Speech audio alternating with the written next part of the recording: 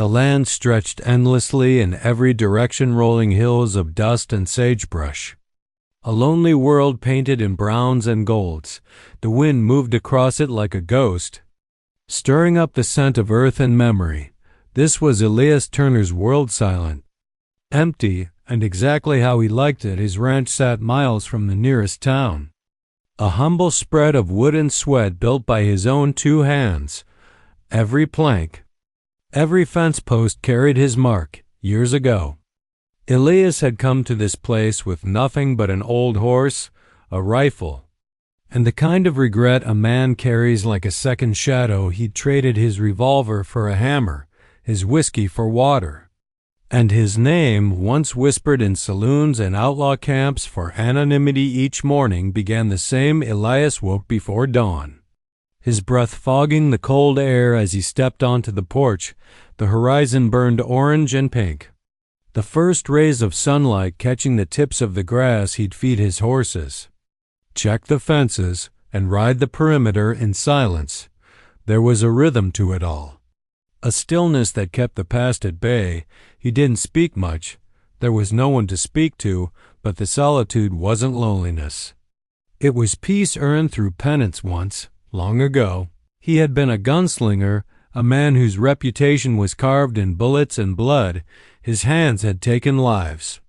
His choices had cost him love. When his wife Clara died in childbirth years before, Elias had left behind the chaos of men and their endless violence. The ranch became his sanctuary, a place where the ghosts couldn't follow, or so he believed that evening.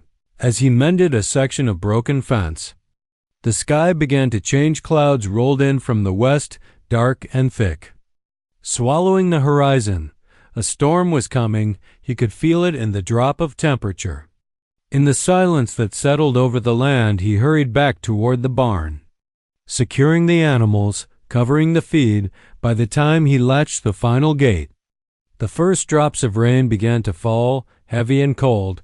Then he saw them, 2 figures moving through the storm, small, hunched against the wind. At first, he thought it might be a trick of the rain, a mirage dancing on the prairie, but as lightning cracked across the sky, the shapes became clear. They were human, 2 girls, soaked to the bone, stumbling toward the fence line. Elias ran out, the wind nearly knocking him off balance. When he reached them, he saw their faces, young, frightened, and marked by exhaustion. They were native, their dark hair plastered to their skin, their eyes wide with fear. One of them, barely more than a child, clung to the other's arm. The older one, maybe 16, held herself upright despite the tremble in her legs. "Easy," Elias muttered, his voice rough from disuse. He caught the younger girl as she collapsed into his arms. "You're safe now." They didn't understand his words, but they felt his tone, the calm steadiness in it. He lifted them both, one under each arm, and carried them into his cabin. The fire still burned low in the hearth. He set them near it, wrapping them in old wool blankets. Their clothes were torn, their feet bleeding. Whoever they were, whatever they had run from, it had nearly killed them for the first time in years. Elias felt the fragile quiet of his home shift. He poured them water, offered bread, and watched them closely. The older girl met his eyes, her gaze sharp with suspicion but not fear.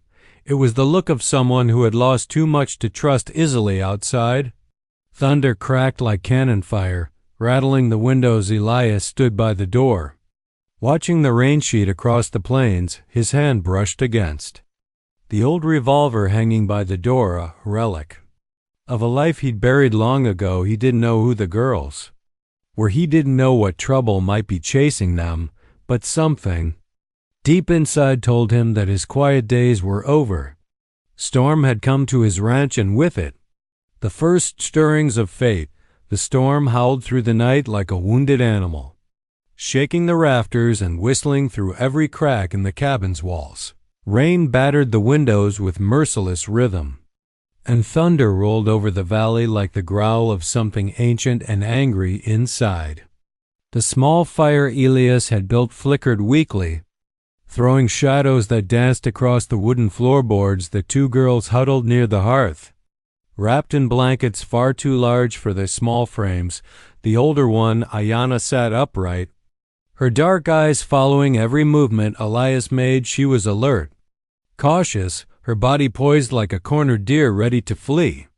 The younger, Kohana, slept beside her, her head resting against her sister's shoulder, soft breaths rising and falling in rhythm with the crackle of the fire. Elias moved quietly, his boots thudding softly as he placed a pot of coffee on the fire. The smell of roasted beans mixed with the damp scent of rain-soaked leather. He hadn't spoken much since bringing them. Inside, he wasn't sure what to say. It had been years since he'd shared his roof with anyone. The walls that had once echoed with his wife's laughter and the cries of an unborn child now only knew silence. He turned toward Ayanna. "You hungry?" he asked gently. She didn't answer, but her eyes shifted to the small loaf of bread on the table, taking that as a yes. Elias broke off a piece and handed it to her.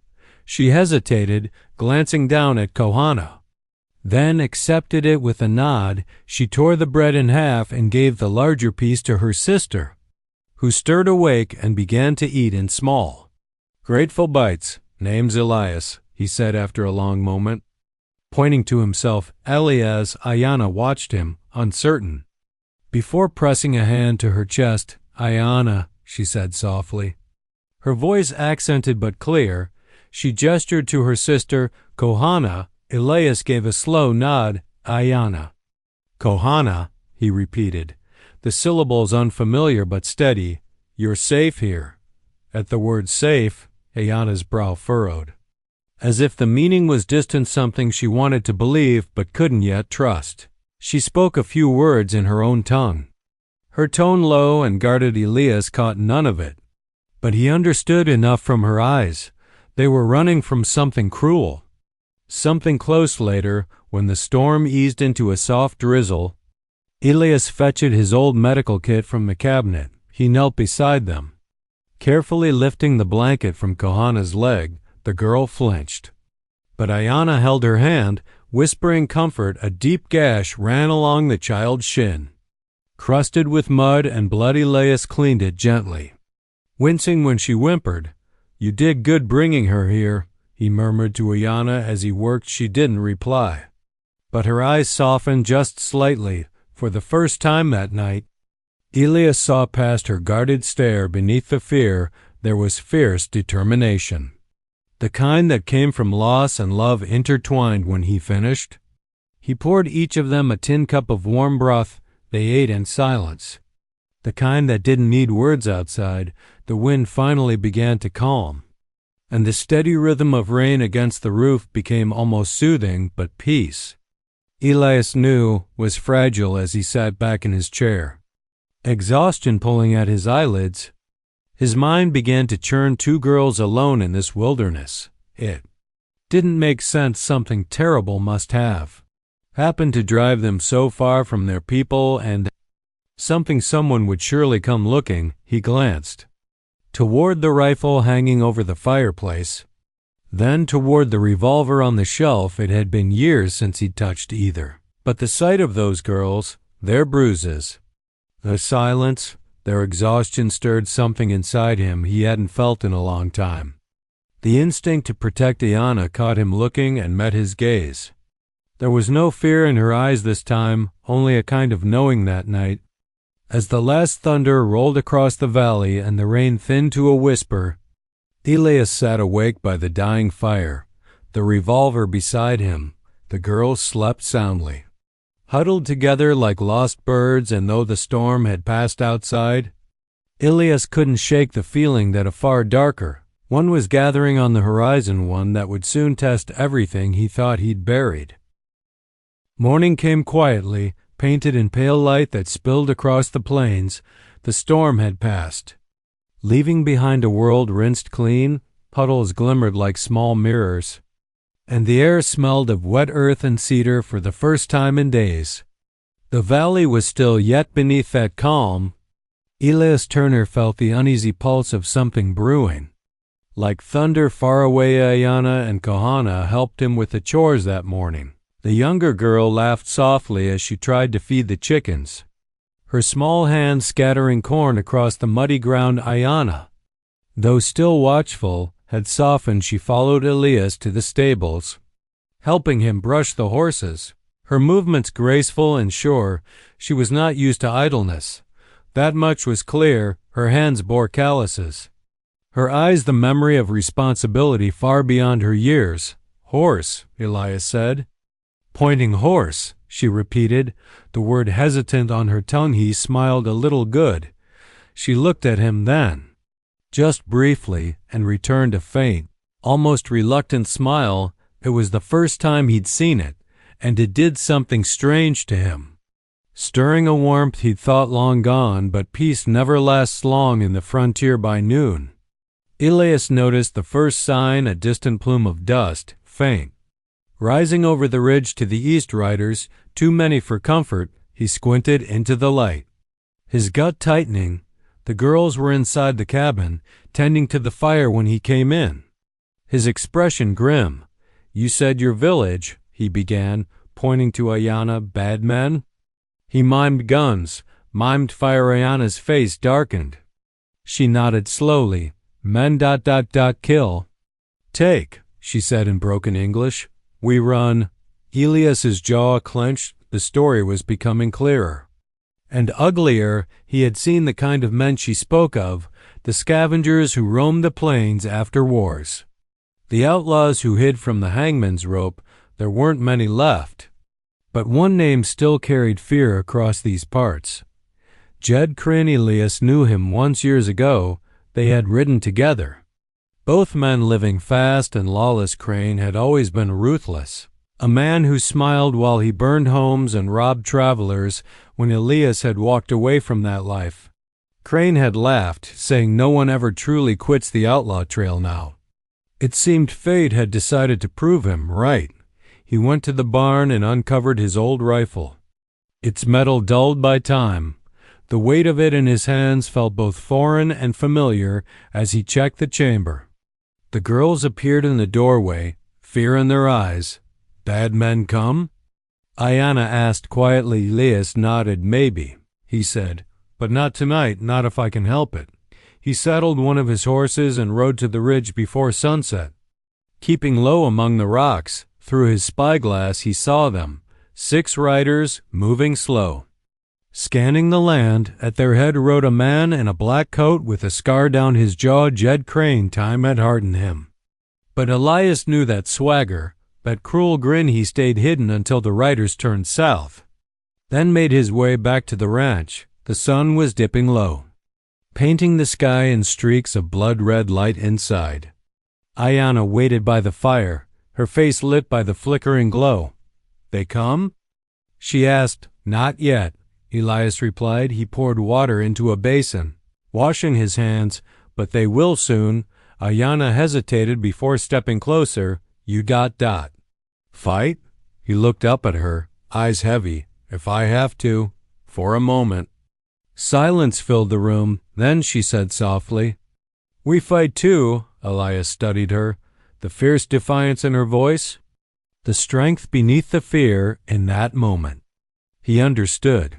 These weren't helpless girls. They were survivors, and maybe, just maybe, he wasn't the only one hiding from the ghosts of his past. As night fell, he checked the locks, doused the lamps, and kept his rifle by his side. The fire burned low, and the wind outside carried a whisper that sounded like warning. Tomorrow, the shadows would come, not just the ones riding across the plains, but the ones that had lived too long inside Elias Turner's heart. And this time, he knew there would be no running by dawn. The world had turned still again, the kind of stillness that comes before a storm. When even the birds refused to sing, Elias Turner stood at the edge of his porch, a cup of black coffee cooling in his hand. Watching the horizon, the faint dust trail he had seen the day before was gone. But he knew what it meant. Jed Crane and his riders were circling the valley, sniffing out trails, waiting for the right moment to strike. Inside the cabin, Ayana and Kohana prepared what little food they had. whispering in their native tongue, their soft voices carried through the open door. A fragile contrast to the hard truth Elias felt tightening around him. He had been here before, the quiet moments before violence. The heavy waiting that tested a man's soul more than any gunfight ever. Could he pour the rest of his coffee into the dirt and turn back toward the cabin? "We can't stay," he said. His tone was low, but certain. "They'll come for you, and if they find you here, they'll burn this place down with us in it." Ayanna shook her head. "We run?" She asked. Elias paused. The answer used to be simple. Run, hide, survive, but the truth sat heavier than ever on his shoulders. "If we run," he said, "they'll follow. If we stand, maybe we can finish this." Her eyes searched his, questioning. "You know these men?" He nodded slowly. "I used to ride with them a long time ago." The silence that followed was sharp. Kohana looked at him with wide, fearful eyes, but Ayanna's expression was something else, not fear, but understanding. "Then you know how to stop them," she said. Elias gave a short, humorless laugh. "Ain't no stopping men like Crane. You can only outlast him." He took a deep breath. "But I'll do what I can." That day became a flurry of motion and quiet determination. Elias and Ayanna worked side by side, setting traps near the creek, moving supplies to the root cellar, and reinforcing the barn doors. He showed her how to load a rifle, not because he wanted her to fight, but because he knew she might have to. She learned fast. Her hands were steady, her aim truer than he expected as they worked. Something unspoken grew between them, not romance in its full bloom, but something more raw. Rooted in survival and shared courage, she reminded him of the man he used to be, the man who stood for something before the world turned cruel by sundown. The valley glowed under an orange sky, and the wind carried the faint echo of hooves. The riders were close now. Elias lit no lamps that night. He sat on the porch, rifle resting across his knees, waiting. When the first shot cracked through the dusk, it was like the world itself exhaled. Elias returned fire instantly, hitting one of the riders before he even reached the fence line. Gunfire lit the plains in short, violent bursts, each muzzle flash carving light out of the darkness. Kohana screamed from inside the cabin, but Ayanna stayed by the door, her own rifle in hand. "Stay low," Elias shouted. Firing again, a bullet struck the post near his head, splintering wood through the smoke and chaos. He saw a shadow on horseback, tall, broad-shouldered, wearing a black coat. Jed Crane. Even through the gunfire, Elias could hear his laughter, deep, cruel, the same as it had been all those years ago. "You always were a fool for lost causes, Turner," Crane yelled. "Hand him over, and I might let you live long enough to regret it." Elias ducked behind the porch rail, reloading. "You had your chance to kill me once, Crane," he shouted back. "You missed it." The night burned with gunfire. 2 of Crane's men fell. Another fled into the darkness when the shooting stopped. The silence was broken only by the crackle of fire from the barn. One corner already in flames. Elias and Ayanna rushed to douse it before it spread, coughing on smoke, their faces streaked with soot by dawn. The gang had retreated, for now Elias's shoulder was grazed. His hands shaking from exhaustion, Ayanna bound his wound in silence, her touch careful but sure. "They'll come again," she said. He met her gaze. "Then we'll be ready." As the sun rose over the battered ranch, Elias knew the truth. He could no longer pretend to be a man of peace. The gunslinger inside him had returned, not out of vengeance, but for something far greater. For the first time in years, Elias Turner had something, and someone worth fighting for. The sun rose slow and blood-red, casting a ghostly light over what remained of Elias Turner's ranch. Smoke still curled from the half-burnt barn, and the smell of gunpowder lingered in the air like an echo of war. The land, once silent and safe, now bore the scars of the night's battle: broken fences, shattered glass, Bloodstains in the dirt, it looked as though the past Elias had buried had clawed its way back to life inside the cabin. Ayanna knelt by the hearth, cleaning Kohana's wounded arm. The younger girl whimpered softly.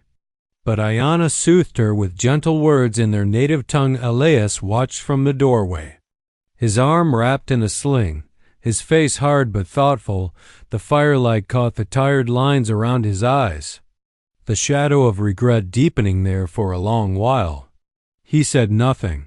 The silence between them was heavy with everything unspoken, fear, gratitude, and something else neither dared to name. Finally, he spoke. "They'll be back before the week's out. Crane never quits." Ayanna didn't look up. "Then we leave," she said simply. Elias shook his head. "If you run now, he'll chase you until the edge of the world. He wants what he thinks belongs to him. And men like him don't stop." She finally met his gaze. "Then what do we do?"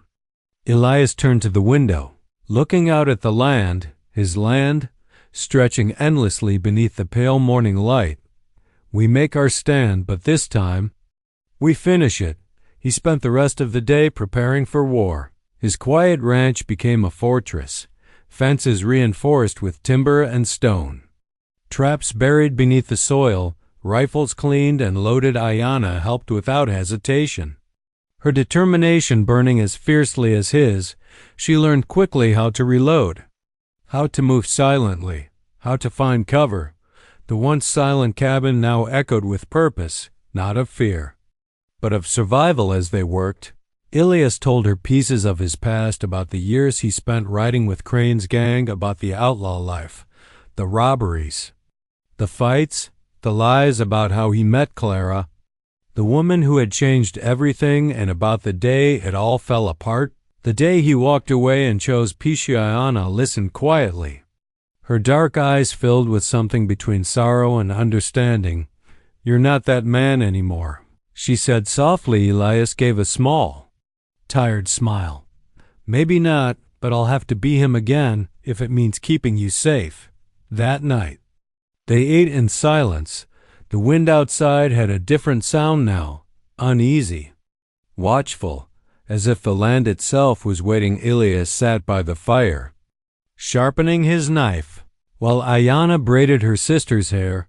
There was comfort in these small human moments, fragile proof that even in a world of violence, tenderness still had a place. When the night deepened, Elias stepped outside. The stars burned bright above the plains. Countless and cold, he stood there, hat in hand, whispering a quiet prayer to a God he hadn't spoken to in years. "If there's any justice left out here, let them live," he murmured. "Take me if you must, but let them live." Behind him, Ayanna appeared at the door. She had wrapped herself in one of his old blankets, her hair loose around her shoulders. "You don't have to fight alone," she said. Elias looked at her, really looked at her. The courage in her eyes reminded him of Clara, of the woman who once told him that redemption wasn't found in hiding, but in choosing to stand again. He nodded slowly. "No," he said, "not alone." The next morning, the horizon filled with dust. Crane's riders returning, more of them this time, armed and eager for blood. As the ground trembled beneath their hooves, Elias loaded his rifle and handed Ayanna another. Their eyes met, two souls bound by fate, standing between ruin and rebirth. He whispered, "This ends today." And as the first gunshot split the air, Elias Turner stepped out into the open. No longer the quiet rancher the world had forgotten, but the man he had once been, now driven not by vengeance, but by redemption. He fought not for glory, not for pride, but for love and the promise of peace that had once seemed impossible. The first light of dawn crept slowly across the valley, brushing the ashes of battle with a soft golden glow. Smoke drifted lazily from the smoldering remains of the fight, curling into the pale morning sky. What had once been Elias Turner's quiet ranch was now a scarred monument to struggle, broken fences, spent shells, and the bodies of men who had come seeking blood. Elias stood at the edge of the field, his rifle still in hand, his breath shallow. He was bleeding from a wound in his side, But he didn't notice the pain anymore. The adrenaline had faded, replaced by the heavy silence of victory and loss around him. The ground bore witness to what had happened. Crane's gang had been destroyed, and their leader, Jed Crane, lay still beneath the oak tree by the creek. His dark hat turned over in the dirt. It had taken everything, every bullet, every ounce of strength. Every memory Elias had tried to bury the night before had been a storm of chaos, gunfire, screams, thunder rolling like judgment. But when it was over, the land was quiet again. The storm had passed behind him. The cabin door creaked open. Ayanna stepped out, her clothes torn, her hands still streaked with blood, not her own. But her sister's Kohana was alive, though weak. Resting inside near the dying fire, Ayanna's eyes found Elias, and in them was something deeper than relief, a mixture of sorrow, admiration, and an understanding forged in fire. "You're hurt," she said softly. Elias looked down, finally noticing the dark stain spreading across his shirt. "Just a scratch," he lied, forcing a half-smile across the yard. Her steps slow but sure. "You saved us," she said. Elias shook his head. "No, we saved each other." He looked toward the horizon where the sun was rising, its light stretching over the plains. "I just did what I should have done a long time ago. Stopped running." They stood in silence for a long time, watching the dawn unfold. The air smelled of gunpowder and rain, but beneath it was something cleaner, almost new, the scent of earth reclaiming itself after violence. Elias turned back toward the cabin, limping slightly. "There's work to do," he murmured. "The barn's gone, the well needs cleaning, fences to mend." Ayanna followed him with a faint, knowing smile. "You still think of fixing fences?" He chuckled, the sound low and rough. "It's what I know best." "And after all this," he paused, glancing around the damaged homestead, "this place deserves another chance. So do I." Inside, Kohana stirred and opened her eyes when she saw Elias and Ayanna. Her lips curved into a small smile. "Safe?" She whispered. "Safe," Ayanna assured her. Brushing a strand of hair from her face, Elias knelt beside the fire, feeding it a few dry twigs. The flames caught, warm and steady, watching them dance. He felt something shift inside him, not just relief, but peace for the first time in years. The ghosts that haunted him seemed to fade with the smoke as the morning brightened. He stepped outside once more. The valley stretched wide and endless before him, the same land he had once seen as a prison, now transformed into something like redemption. The scars of battle would heal. The grass would grow again, and life, stubborn as ever, would return. Ayanna joined him at his side, her gaze fixed on the rising sun. "What will you do now?" she asked. Elias took a long breath. "I'll rebuild," he said simply, "and maybe teach your sister how to ride a horse that doesn't bite." Ayanna laughed softly, a sound so rare, so pure, it made his chest tighten. "And me?" she asked, teasing lightly. He turned to her, his eyes warm with something deeper than words. "You've already learned how to stand your ground. Not much left I could teach you." They shared a quiet smile, not the fiery rush of sudden love, but something gentler, earned through pain and survival. It was the kind of bond that didn't need promises, the kind that simply was. The wind swept across the valley, carrying away the last traces of smoke.